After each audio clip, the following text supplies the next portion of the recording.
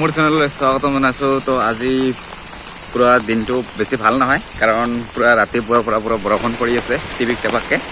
তো মই ছাতি লৈ গৈ আছোঁ আৰু আপোনালোকক আমাৰ গাঁওখন দেখুৱাম কেনেধৰণৰ হয় আমাৰ গাঁওখন। মানে চোৱা শেষ হৈ গ'ল, এইকাৰণে হয়তো পানী পৰি আছে বুলি মই ভাবোঁ। তো চাই থাকিব। চিধা গ'লে আমাৰ বজাৰখন পায় আৰু লেফ্টত গ'লে আমাৰ নদীখন পায়। তো প্ৰথমে আমি নদীখন চাবলৈ যাম। তো বন্ধুসকল, আমি দুই ভাই মিলি বৰষুণৰ বতৰ তো ছাতি লৈ পূৰা ওলাইছোঁ।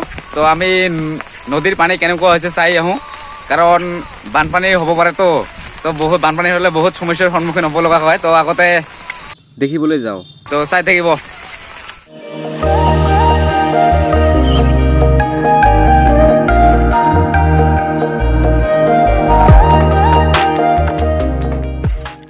আৰু এইটো হৈছে শনি মন্দিৰ, আৰু ইফালে বজাৰ যায় আৰু চিধা গ'লে আমাৰ নদীখন পায়। তো আমি চিধা গৈ থাকিম। বেছি দূৰত নহয়, 300-400 মিটাৰমান হ'ব ঘৰৰ পৰা।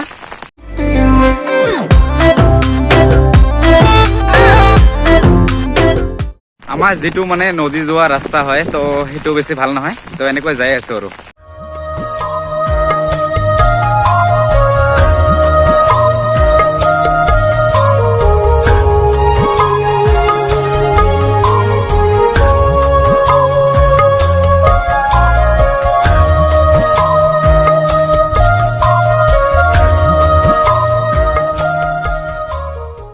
আমাৰ হেল নদী, মোৰ পিছফালে এইখন চাওক।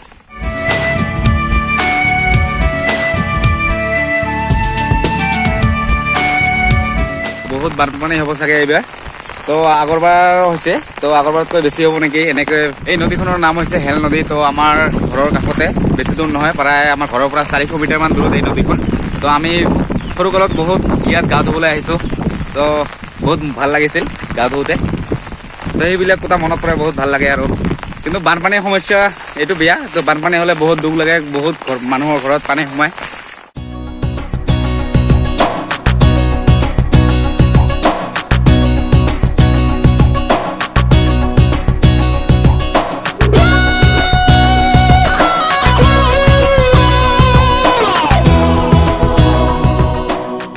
নদী বহুত ইকা বেকা হয়, কাৰণ আমাৰ ডিষ্ট্ৰিক্টখনৰ ভিতৰতে এইখন নদী ইকা বেকা বুলি ক'ব পাৰি। আৰু এই নদীৰ কাষতে থকা মৰাপাটৰ খেতিখিনি চাওক, এইবাৰ হয়তো নাইকিয়া হ'ব পাৰে, কাৰণ বহুত পানী হৈছে এইবাৰ। বৰষুণৰ মাজতো ছাতিলৈ পূৰা মাছ মাৰি আছে, কাৰণ বৰষুণ পৰিলে মাছ বেছি পোৱা যায়। সেইকাৰণে আমাৰ ভাইটিজনে পূৰা মাছ পালিনে নাই? পোৱা নাই? অঁ, তো ভাইয়ে এতিয়া মাছ মাৰিবলৈ জালখন বহাবলৈ ধৰিছে। তো 2 ঘণ্টামান লাগিব, তো মাছ তেতিয়াহে পোৱা যাব। তো চাই থাকক। আৰু জালখন বহাৰ লগে লগে মাছ ফান্দিবলৈ আৰম্ভ কৰিলে, আৰু ভাইটিয়ে আজি বহুত মাছ পাব চাগে। আমাৰ গাঁৱৰ পৰিৱেশখিনি চাওক বন্ধুসকল, তো বহুত সুন্দৰ পৰিৱেশ। তো আপোনালোকক বেক কেমেৰা দি দেখুৱাই আছোঁ, চাই থাকিব।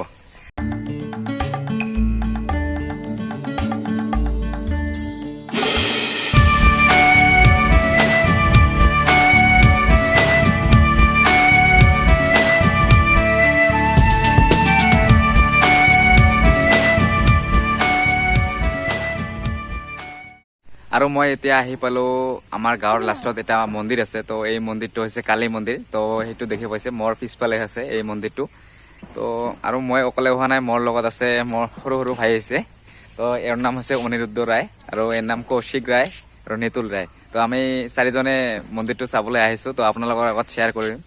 তো বলক মন্দিৰটো চাই লওঁ নেকি। আৰু এইখনেই হৈছে আমাৰ গাঁৱৰ ৰাজহুৱা কালী মন্দিৰ, আৰু ইয়াত প্ৰতি বছৰে আমি দেৱালীৰ দিনাখনে পূজা কৰা হয়। আৰু মন্দিৰখন পূৰা লেতেৰা হৈ আছে, কাৰণ পূজা হৈ যোৱাৰ পিছত মানে মন্দিৰত অহা যোৱা কম হয়, কাৰণে পূৰা জংঘল হৈ আছে। আৰু এইটো হৈছে আমাৰ মেইন মন্দিৰ, আৰু সৰু সৰু ছাইডৰ মন্দিৰবিলাক দেখিছে, এইবিলাক হৈছে কিবা কিবি মন্দিৰ, মই নামখিনি ভালকৈ ক'ব নোৱাৰিম। আৰু এইটো বাঁহৰ ফ্ৰেম দেখিছে, আৰু এইটো হৈছে আমাৰ নাচন ঘৰ। এই নাচন ঘৰটো বহুত ভালকৈ বনায়, মানে পূজাৰ সময়ত আমি ইয়াতে সকলোৱে মিলি থাকিব লগা হয়। আৰু মই এতিয়া গৈ আছোঁ আমাৰ বজাৰৰ ফালে, কাৰণ আমাৰ গাঁৱৰ লাষ্টত এখন বজাৰ আছে। তো আপোনালোকৰ বজাৰখন দেখুৱাম কেনেধৰণৰ বজাৰ হয়। আৰু আমাৰ গাঁওখন চাওক ইমান সুন্দৰ, তো প্ৰাকৃতিক পৰিৱেশটো বহুত সুন্দৰ লাগিছে চাওক। আৰু এইখন হৈছে আমাৰ ফিল্ড, তো ফিল্ডৰ কাম চলি আছে। তো এইকাৰণে পূৰা জংঘল হৈছে। তো আগতে বহুত সুন্দৰ আছিল ফিল্ডখন আমি প্ৰতি বছৰে মানে খেল পাতিছিলোঁ ফিল্ডখনত তো এতিয়া জংঘলে জংঘল মানে আৰু বন্ধুসকল আমাৰ গাঁৱৰ লাষ্টত এখন বজাৰ আছে তো বজাৰখন কেনেকুৱা হয় আপোনালোকক সকলোখিনি দেখুৱাম তো বজাৰখন বেছি ডাঙৰ নহয় বজাৰখন সৰু তো সৰু হ'লেও সকলোখিনি বস্তু পোৱা যায় তো আপোনালোকে ভিডিঅ'টো মাত্ৰ চাই থাকিব